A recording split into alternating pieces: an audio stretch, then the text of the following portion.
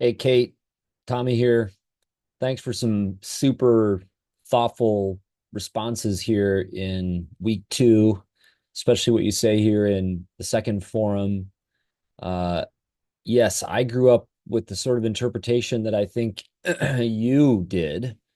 and sort of reduced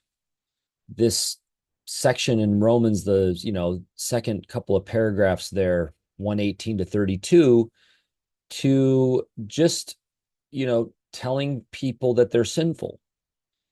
and that um, it's our own fault.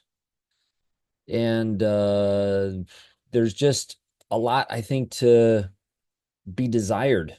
with an interpretation like that because it really has lifted what Paul is saying out of the flow of the letter and turned it into something that a certain stream of Christianity has felt like we need to kind of proclaim to everybody that they're sinners as a kind of setup for their need for Christ for salvation, which is conceived in terms usually of where we go when we die, maybe some kind of inner transformation of each person's life. And the whole concern with judgment, with ruling over one another, how that might be involved in salvation, how that relates to the law, all of that is lost. So um, I think it's crucial that we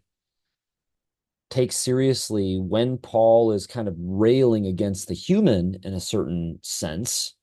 to what end he's doing that. And you've articulated in both forums, I think, really well uh, the concern that Paul shows in telling this story of the decline of the human. And I also think you're right to point out King's resonance with Paul's rhetorical concerns in uh, the piece that we read of his sort of letter to America from Romans. So I just think that you're kind of bumping into a huge issue that we have to wrestle with in Romans and really the rest of the Bible, and that is as opposed to kind of parachuting into the Bible to prove certain general things that we think we need to tell people,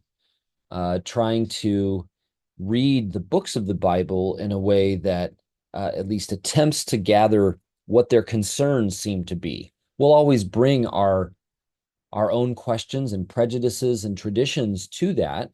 But I don't think that has to keep us from hearing concerns in the development of these texts that don't always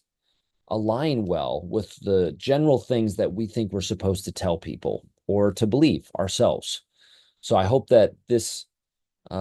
issue that you've articulated so well here is going to continue to be one that you work with throughout Romans and then are able to apply this kind of sensibility to